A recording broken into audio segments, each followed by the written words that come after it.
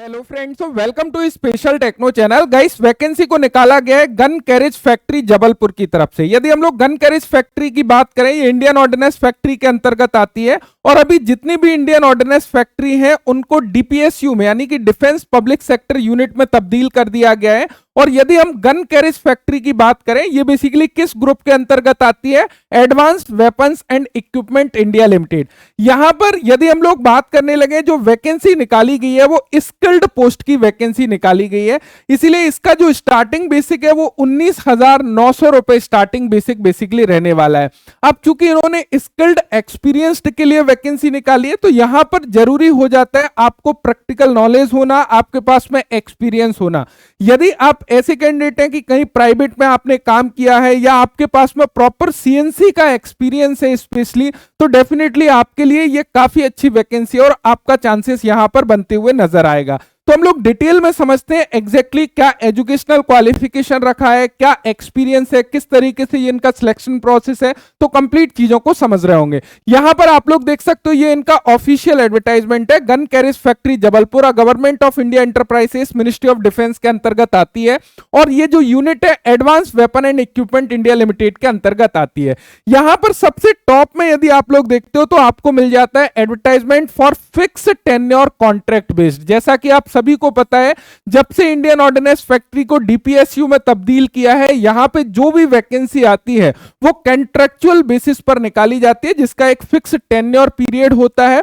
उस tenure period complete होने के बाद में चांसेस है कि वो इंक्रीज करें, वो डिपेंड करेगा फैक्ट्री की रिक्वायरमेंट के ऊपर और इंडिविजुअल की कैसी परफॉर्मेंस है उसके बिहाफ पर। यहां पर भी इन्होंने सेम चीज क्लियर करी है। जैसे कि आप लोग देखोगे, ये जो वैकेंसी है कॉन्ट्रैक्ट बेसिस पर है और इसका जो फिक्स टेन्योर इन्होंने रखा है बेसिकली वो रखा है 1 ईयर। एंड यहां पर क्लियरली बोला है which may be extended based on factory requirement and individual performance, यानी कि आपकी परफॉर्मेंस कैसी है, फैक्ट्री की रिक्वायरमेंट क्या है, उसके बिहाफ पर इस पीरियड को वो लोग इंक्रीज कर सकते हैं, ऐसा क्लियरली इन्होंने मेंशन किया हुआ है। अब देखो, यदि हम लोग वैकेंसी की यहां पर बात करने लगे तो आपको वैकेंसी क्लियरली यहां पर नजर आएगी कि जो वैकेंसी है वो स्किल्ड पोस्ट की वैकेंसी इन्होंने निकाली गई है और टोटल नंबर ऑफ पोस्ट यहां पर 14 है। यदि हम स्टार्टिंग बेसिक पे की बात करें 19,900 प्लस आप लोगों का डियरनेस अलाउंस वगैरह मिलेगा, जो कि अभी समवेयर अराउंड 58% है। तो उसके अकॉर्डिंग यदि आप लोग देखोगे तो लगभग सैलरी 31,442 रुपीज पर मंथली के हिसाब से आपकी आने वाली है। अब यहां पे कुछ चीजों को समझिएगा कि किस किस ट्रेड के लिए वैकेंसी है। अब देखो, भले ही यहां पर आपकी आईटीआई ट्रेड की वैकेंसी है, लेकिन यहां पर डिग्री और डिप्लोमा वाले कैंडिडेट को भी एलिजिबल किया है यदि आपके पास में एक्सपीरियंस है उस केस में। जैसे कि आप देख सकते हो, मशीनिस्ट सीएनसी ऑपरेटर की 10 पोस्ट के लिए वैकेंसी निकाला गया है और फिटर के लिए 4 पोस्ट के लिए वैकेंसी को निकाला गया है। अब यहां पे थोड़ा सा यदि हम लोग जॉब स्पेसिफिकेशन की बात करें तो मशीनिस्ट सीएनसी ऑपरेटर में इन्होंने क्लियर किया है कि आपको प्रिसीजन मशीनिंग प्लेटफॉर्म पर बेसिकली जो सीएनसी मशीन है उस पर काम करना प्रॉपर तरीके से आना चाहिए। लाइक 155 mm जो धानुष है या एलएफजी है या फिर एमबीटी है, जितनी भी जो मशीन्स जीसीएफ में है उनके ऊपर लगभग आप काम कर लें। साथ ही साथ इन्होंने बेसिकली ये चीज भी क्लियर करा है, यहां पर यदि आप लोग देखोगे जितने भी मेजरिंग इंस्ट्रूमेंट है like vernier caliper, micrometer, bore gauge, etc, इनको प्रॉपर तरीके से रीड करना आना चाहिए सो दैट कि आप प्रोडक्शन निकाल सके। लेकिन यहां पर एक बहुत ही इंपॉर्टेंट नोट यहां पर करिएगा, इन्होंने क्या चीज बोला, also must be capable of operating at least 2 CNC machine simultaneously as per product need. यदि उनको नीड होती है, प्रोडक्ट को नीड होती है कि भैया आपको 2 मशीन भी चलाना पड़े, तो चलाना की कैपेबिलिटी आपके पास में होना चाहिए। एक साथ 2 मशीन यानी कि एक साथ 2 सीएनसी मशीन को भी आप ऑपरेट कर सको। तो ये थोड़ा सा अजीब बात है, लेकिन ठीक है। यहां पर देखो, यदि हम लोग फिटर की थोड़ा सा बात करें तो इनके भी जॉब स्पेसिफिकेशन में वही असेंबलिंग डी जो भी है फिटिंग वर्क वगैरह उससे रिलेटेड आपको जो है प्रॉपर तरीके से आना चाहिए। अब यहां पे देखो कुछ इंपॉर्टेंट चीज है, एलिजिबिलिटी क्राइटेरिया की कौन से कैंडिडेट यहां पर एलिजिबल है, उस चीज को थोड़ा सा समझ लीजिए। देखिए, एलिजिबिलिटी क्राइटेरिया में जैसा कि आपको पता है कि ये स्किल्ड एक्सपीरियंस्ड के लिए वैकेंसी है, तो क्लियर है कि यहां पर एक्सपीरियंस रिक्वायरमेंट रिक्वायरमेंट होगा, जो एक्सपीरियंस की रिक्वायरमेंट है वो ध्यान रखिएगा, एटलीस्ट 3 to 6 ईयर एक्सपीरियंस होना चाहिए रिलेवेंट वर्क एरिया में। जैसे कि यदि आप सीएनसी ऑपरेटर में अप्लाई कर रहे हो तो आपने कहीं पर सीएनसी चलाई हो, सीएनसी का एक्सपीरियंस यदि आपके पास में अप्लाई कर सकते हो। फिटर से रिलेटेड आपके पास में एक्सपीरियंस है तो फिटर में आप लोग अप्लाई कर सकते हो, ध्यान रखिएगा।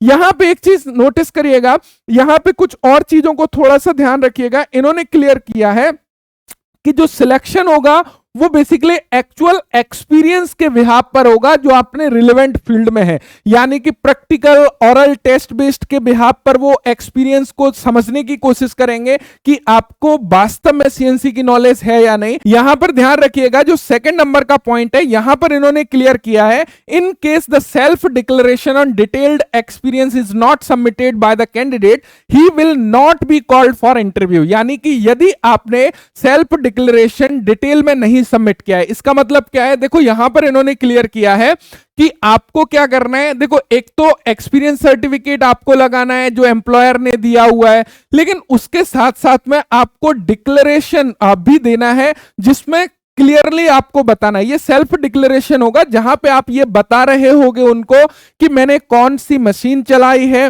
किस प्रकार के ऑपरेशन परफॉर्म किए हैं, क्या मुझे प्रोग्राम बनाना आता है या फिर नहीं आता है, वो सारी नॉलेज, कौन सी मशीन पर आपने कितना काम किया है, ये सारी चीजें आपको बेसिकली एक सेल्फ डिक्लेरेशन में डिक्लेयर करके उनको देना होगा। यहां पर यहां पर नोट में भी सेकंड पॉइंट में उन्होंने यही चीज क्लियर किया है कि in case the self declaration on detailed experience, आपने अपने एक्सपीरियंस के बारे में डिटेल से नहीं बताया है खुद से सेल्फ डिक्लेयर करके, तो आपको इंटरव्यू के लिए कॉल नहीं किया जाएगा। तो आपका जो भी एक्सपीरियंस है उसको डिटेल में सेल्फ डिक्लेयर करके आपको सबमिट करना होगा, ये बात का ध्यान रखिएगा।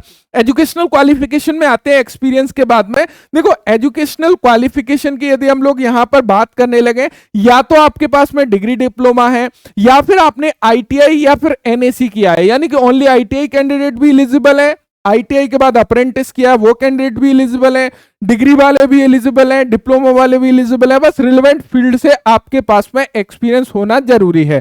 जैसे कि आपने फिटर से आईटीआई की है और एक्सपीरियंस है, आप अप्लाई कर सकते हो। फिटर में मशीनिस्ट से करिए, मशीनिस्ट का एक्सपीरियंस है सीएनसी का, आप जो है अप्लाई कर सकते हो। यहां पर बात आ जाती है एज लिमिट की, 18 से 35 साल एज लिमिट इन्होंने रखी है। बेसिकली रिलैक्सेशन मिल जाएगा यदि आप कैटेगरी से हो, एससी एसटी के लिए 5 साल का, ओबीसी नॉन क्रिमिलियर के लिए 3 ईयर का रिलैक्सेशन है, और जो एक्स सर्विसमैन कैंडिडेट है उनका पीरियड ऑफ मिलिट्री सर्विस जो भी है प्लस 3 ईयर का उनको एक्सपीरियंस यहां पे बेसिकली देखने को मिल रहा होगा रिलैक्सेशन।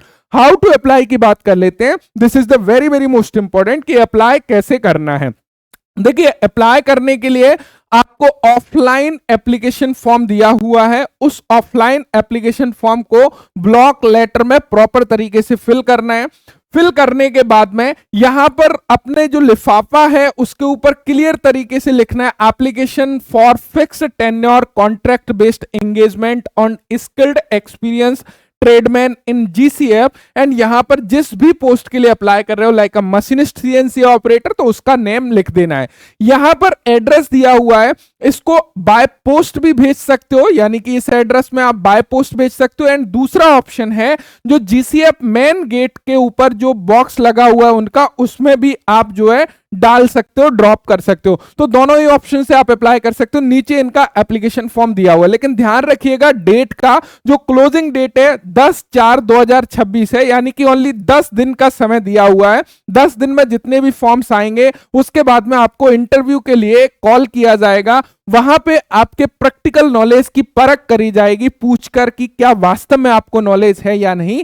तो इस चीज का विशेष ध्यान रखिएगा। यहां पे बाकी सारी चीजें दी हुई है कि मंथली सैलरी आपको मिलेगी, बेसिक पे में 3% आपका एवरी ईयर बेसिकली इंक्रीमेंट यहां पर लगने वाला है। तो वो सारी चीजें यहां पर दी हुई है। वर्किंग आवर्स की बात करें, per day 8 hours working hours रहेंगे, 6 वर्किंग डेज होंगे वीक में, तो 48 आवर्स पर वीक आपको काम करना पड़ेगा, ध्यान रखिएगा। रिजेक्शन ऑफ एप्लीकेशन किस कंडीशन में हो सकता है, यदि आपकी डेट निकल जाती है उसके बाद आप अपने एप्लीकेशन फॉर्म को भेजते हो तो आपका फॉर्म रिजेक्ट हो जाएगा।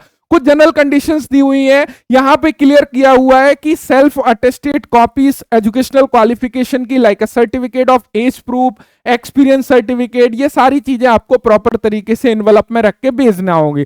ओबीसी कैंडिडेट अप्लाई कर रहे हैं तो कैटेगरी सर्टिफिकेट, ये सारी चीजें जो भी डॉक्यूमेंट्स हैं आपके, उन सभी डॉक्यूमेंट्स को आपको प्रॉपर तरीके से सेल्फ अटेस्टेड करके भेजना है। लीव वगैरह के बारे में इन्होंने क्लियर किया है कि एवरी ईयर आपको 12 लीव बेसिकली दी जाएंगी जो कि पेड लीव होंगी, स्वाभाविक सी बात है।